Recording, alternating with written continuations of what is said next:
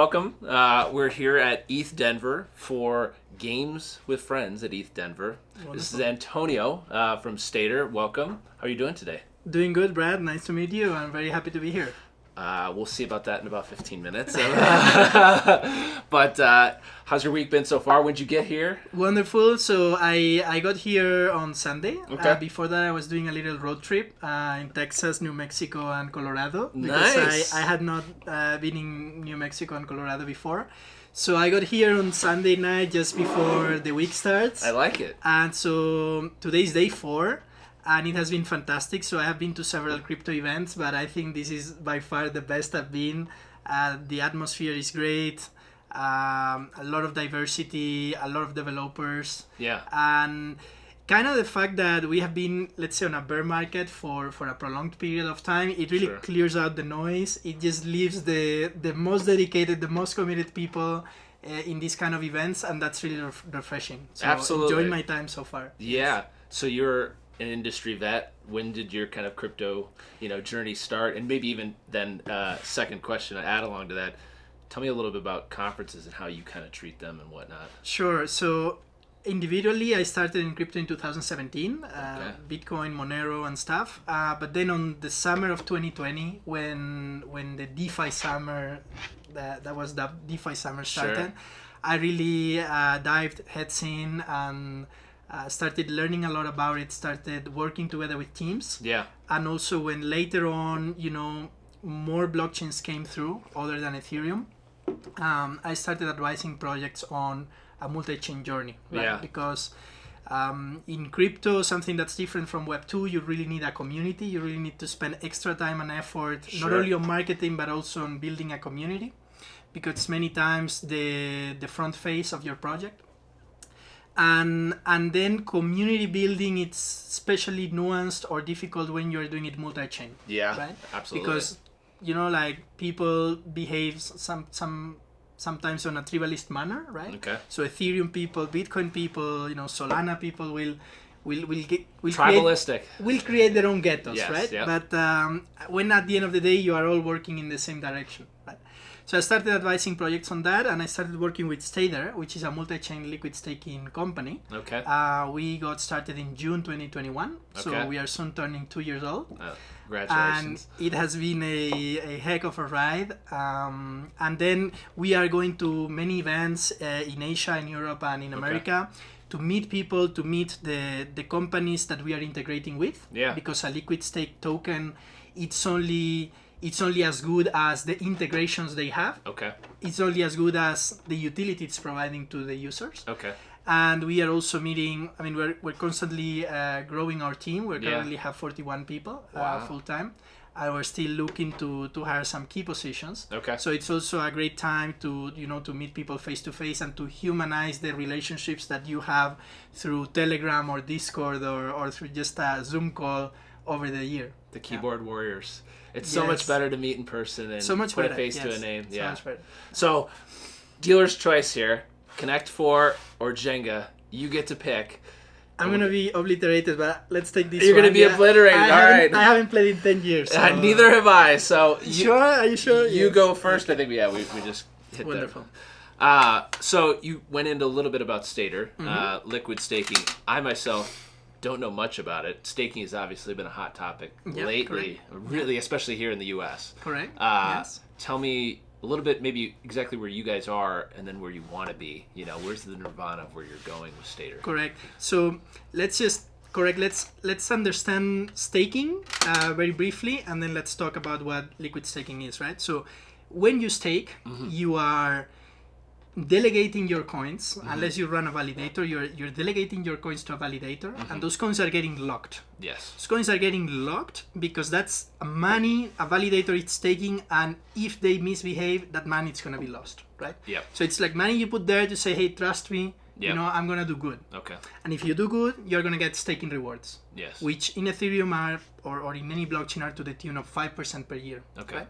So it's good money because it's money you're making, and it's a yield that it's healthy because you're doing it to maintain the blockchain running. Okay. Right? So it's not like a Ponzi or like more inflationary ways of earning rewards. Sure. Right? Now that's the normal staking, and currently there are more than $50 billion staked across the different blockchains. Yes. The main one being Ethereum with around $30 billion. Now that's great. The issue is that all that $50 billion that are locked Okay.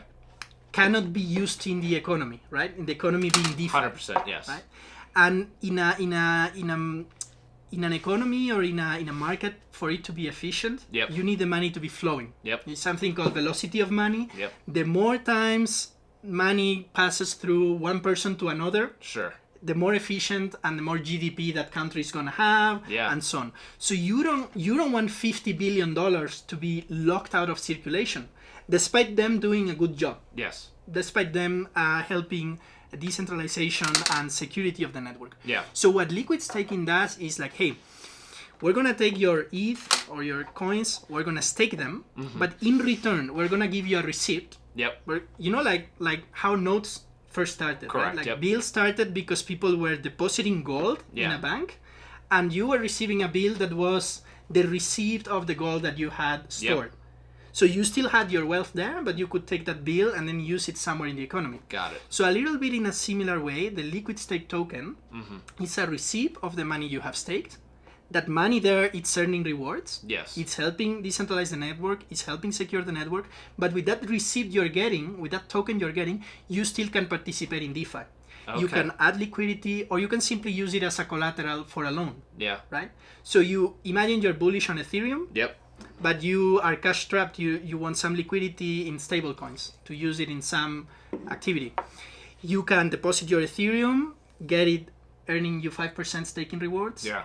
But with that liquid stake token you receive, you deposit it in a borrowing and lending institution Sure. like Aave, for example, and you borrow stable coins to do whatever you want. Interesting. So it opens the door to a lot of use cases, and it opens the floodgates for those $50 billion to Yeah. flow into DeFi. Yeah. Currently, DeFi is around $50 billion also. Yep. So you could potentially double the size of DeFi and therefore double the capital efficiency of this decentralized finance system if liquid staking really takes off. Yeah. And what the early stage of 2021 has taught us is that it seems it's going to take off. Yeah.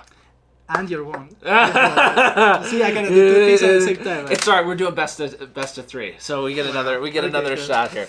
So that's interesting. So are you guys live? Yeah. So we were live since November 2021. Okay. We went live first in a blockchain called Terra, Yep. and we achieved $1 billion TVL there. We were one of the Wow, biggest congrats. protocols. But then, as you probably know, everything came crashing down. We had a bad year yet last year? I didn't know. And so basically from $1 billion overnight, our TVL, which means total value locked, the money that people are entrusting you to liquid stake and so on, because the Luna price crashed to zero, so did our TVL. Yeah. So we had to start from scratch. Yeah. But we were lucky enough that we had a series of fundraising. Yep. We were backed by some of the best people in the industry, right? Like Pantera, Coinbase, True Ventures. Yep. So despite we lost all that 1 billion TVL, Yeah. we are now very well capitalized. We have more than 25 million treasury, and we are very well capitalized for the next 6-7 Yeah. years. So even though we are 6 in or 7 years. 6 or 7 That's year great. runway, so despite having despite being in a bear market, You just won. We're even now. Can't believe it. I let you do that. So. Despite we are in a bear market, like we have the privilege, let's say, to really be able to focus on the long term and Sure. to build things for the long term, right? Sure. Yeah. Which is not something that unfortunately many companies can afford if they were not lucky enough to fundraise at a good time. I like that you guys have a 6 to 7 year runway, and when you think about early stage products and stuff like that, a lot of companies aren't afforded that opportunity. Mm-hmm. But we're in such a nascent technology industry, and even liquid staking, which I had not heard of until today, which I'm going to do some definitely research on. To have that runway, it's got to be give you guys a lot of options in terms of what avenues you want to go down. Especially because we've been able to grow the team a lot, Yeah. and then we're able to ship code in a very agile manner. That's why we're already live on 6 chains. Wow. And Ethereum's gonna be the number 7. Okay. And then after that we have a couple more lined up like Aptos and Sui. Okay. So it's allowing us to let's say to become a blue chip protocol and to make people, when they're thinking liquid staking, then think automatically about Stader. Yeah. So we have more than 72,000 people that stake with us today. Wow. And but we really believe something like staking is gonna become mainstream. Like you will see maybe it will take a decade, but you will see like 1 billion people staking, because at the end of the day, many people are comparing staking and the staking yield you can receive. Yeah. It's a very similar to the risk-free rate that you would have in traditional markets. Yeah. Right? Like your T-bill, it's giving you 3% or 4% Yeah. per year, and you benchmark everything against that rate, against that yield. In a similar fashion, you will benchmark everything in DeFi versus that risk-free rate, which is staking yield. Yeah. Right? Because as I was saying before, staking it's something that it's built on the blockchain to have staking rewards back to the people that stake, because that's what keeps the proof of stake blockchain running. 100%. You've done such a good job of giving us an overview of staking in the market you're in, and obviously Stader. So for people, our community or others that are listening live, can you give them a little bit about maybe what you look for in an employee at Stader, or somebody that's coming onto the team? Is there anything specific that you guys, or maybe even more specifically, specific roles that you guys are looking for right now? Correct. Yeah, so I mean, we are always hiring. In particular, what we're looking for right now, it's several senior business developers. Okay. And we are always open to some blockchain developers or full stack developers. And in general, we also look for business managers, so people that are not so much on the business development side of things, but that treat our product, see our business, and then create a revenue model for the next 5-10 years, and how can we maximize profitability in Stader. Yeah. So we're looking for both technical and non-technical roles, and That's pretty awesome. much we are completely distributed geographically. We don't have any particular offices anywhere. So we have people here in the US, both in the US and in Canada. We have some people in Europe, for instance, I'm in Spain, and we have several people in Asia, in places like Vietnam or India. Okay. So Truly worldwide. So pretty much open to any kind of profile. We have hired a lot of people from Web 2 that did not have any experience in crypto. That's so amazing. We just put them up to speed with some internal trainings and stuff on DeFi, on what liquid staking is, and so on. And then sometimes we have hired people that already have that 1-2 year experience in the industry that allows you to hit the ground running, right? So pretty much our recruiting process right now is starting in LinkedIn. Okay. And LinkedIn, it's a very Web2 institution, so we're currently looking at Web3 platforms that we can do so. Okay. Right? So I think Metaintro is going to be one of the places we're going to look at. I appreciate it. And yeah, I mean, in particular, I am a bit involved in the recruiting process when it comes to anything related to marketing, anything related with BD or community. Sure. Because I'm the head of ecosystem. Yeah. Right? And I mean, really looking forward to have people applying to Stader Labs. Yeah. We currently have 41 full-time employees. But I don't think. I think by half of 2023 we should already have 50 people. Okay. Which is a nice milestone. Yeah, that is. Yeah. That is. And I mean, so what's maybe the biggest initiative internally, without obviously giving away too many trade secrets, that you guys are kind of working on or going after that might be of interest to somebody that's like, hey, because the hiring process, and I always say this, it's just as important that the employee is super interested in what you're building as it is matching that talent to the role. So yeah, what's maybe that big project that you guys are out there? I think that Stader is a wonderful company to work for, because, as I said, first off, we are well capitalized, so that's already a good start, because you don't want to join a company that, although they have a good mission or vision, they're probably not going to survive more than 3 to 6 months. So we're well capitalized, and then we are also taking on a very big industry. So right now, as I was saying, Ethereum is a $30 billion market. Yep. But right now, that $30 billion, it's the quantity of Ethereum that it's staked. Yeah. And it's only 15% of the total ETH out there. Yeah. There is something coming March or April, which is called a Shanghai upgrade. It's a major upgrade of the Ethereum network. And what's going to happen after that is that people are going to be able to withdraw the Ethereum they stake. Yep. Because that's how a proof of stake blockchain is supposed to work. I mean, you can stake and you can stake, right? You go to a bank, you put a fixed deposit, you can also take your money back, right? Correct. Otherwise, so that's not going to happen until April or until March of April. And a lot of institutions and whales are not staking until they don't have clarity on this Shanghai upgrade. Because you don't want to, let's say you have $10 million or $100 million. It's stuck. You don't want to stake it if you don't have a certainty when you can take that money back, because you don't know when you're going to need that liquidity. So the moment that Shanghai upgrade is shipped, it's off to the races. That 15% is going to go up to 60, 70, 80%, which is what you see on other proof of stake blockchains. Okay. So you're seeing a market which is already very big, $30 billion. Yeah. And that's potentially doubling, tripling, or doing a 4x in the next months. Sure. So it's a very exciting and very momentous time for the industry of liquid stake tokens, LST. And I think it's a perfect time, to jump in a company like Stader, which is well capitalized, which is coming to Ethereum with a very good track record, live on 6 chains, 70,000 stakers, and very well backed by institutions, not only retailers. Yeah. Right? When's that date that people can? I won't hold you to it, but when are you guys thinking that launch on Ethereum is going to happen? In Ethereum, we're going to launch in around 2 months' time, so it's going to be exactly timed with the Shanghai upgrade. Okay. So, and then Ethereum will be the chain number 7, but then we're going to continue adding others. And at the centerpiece of our whole ecosystem is our token, which is the SD token. Yeah. And the SD token accrues value from all the blockchains we are live and all the money that it's staked in the company, right? So we're constantly creating new products. As I say, we have 2 types of expansion. We have one expansion which I call horizontal, which is we are going to more blockchains. Yep. But then we have a vertical expansion because liquid staking is very composable.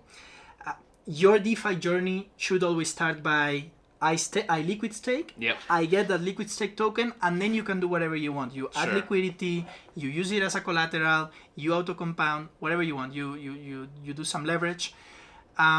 So pretty much any DeFi project can build on top of liquid staking. Yeah. Right. So we're building some features ourselves, some automated vaults, and we have a $1 million ecosystem grant for other people, like for instance the people that are there in the build-a-thon today, right, to build projects on top of Stader, right? Yeah.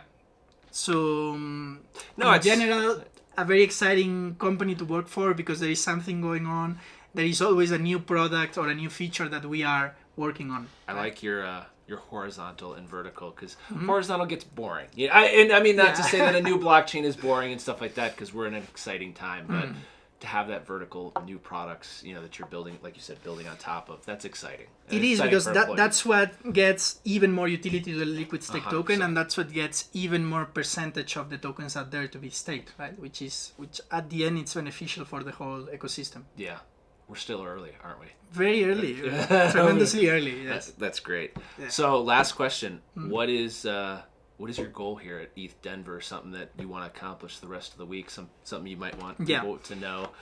So far it has gone great because, as I say, it's just like the equator of ETHDenver and like the main event is going to happen now. But we have been meeting so many DeFi projects that we have integrated with.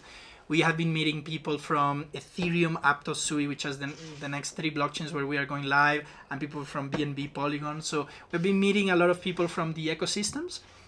And as I say, the ambience is great, and you really feel invigorated to continue working in the space. And we are also we are having some interviews. We're trying to find people for the particular roles I was talking about, especially business developers. And Do you know the URL off the top of your head? Stader.com/jobs, or is there somewhere specific that people can go to find your jobs? I hope they're in the Metaintro Discord, but now. People can reach us in Telegram, Discord, and Twitter. Yep. And then we also have the LinkedIn as a more traditional way to recruit. As I said, we're looking to Web3 alternatives. So if you have any alternative, please let me know. We'll definitely be in your DMs. yes, wonderful. And in particular, so as a head of the community, I'm always there, in this channel. So you're a fantastic spokesperson for your community. I think you've given me a total education on Stader. 7 chains. It's exciting. Where you guys are at. I don't know if this game's going to be exciting. The rest of it, we got to finish it up and see who's going to win here.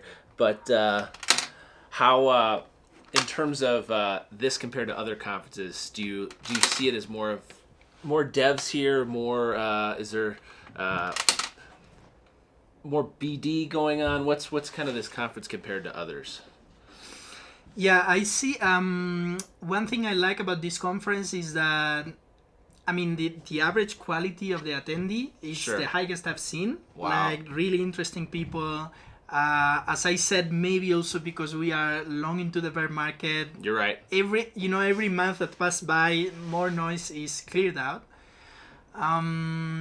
So, I mean, I've been in other conferences or even like I've been told like other instances of ETHDenver, and all you have is like, like fly-by-night projects, cash grabs, like people that basically have come in the space like 1 week before and they are doing a fundraise, an ICO, or they're trying to sell out their NFT or whatever it is. Sure. Right? And you don't see that kind of thing here. You see people that, I mean, I was in the Build-a-thon event venue, and you had people, like I was there one day until midnight, and people are still coding, right? So it feels fantastic. And one thing I love is, in particular, because Ethereum is the king of blockchains, right? But then all the other EVM compatible blockchains are here. Okay. Right? They don't take a maximalist approach of saying, oh, we're not going to this event because it's somehow it's an Ethereum event, and what we need to pump is our own chain or whatever, right? So they acknowledge we're using the EVM framework, and we all benefit from certain infrastructure, certain projects being created within, like the EVM layer, right? Yeah. So I really like the vibes. I really like the atmosphere, and I mean, 2023 it's been great. I'm pretty sure I'll be here also in 2024. That's great.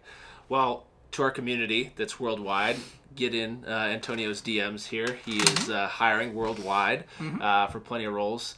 I think it's an exciting company. I think you guys have staking is so interesting where it's going to go over the next. There's obviously been, we won't even say the bad US boogeyman that's been talking about staking recently. But thanks for coming out. Thank you. We really appreciate it, and we'll see you around here at ETHDenver. Thank you, Antonio. Yes, thank you.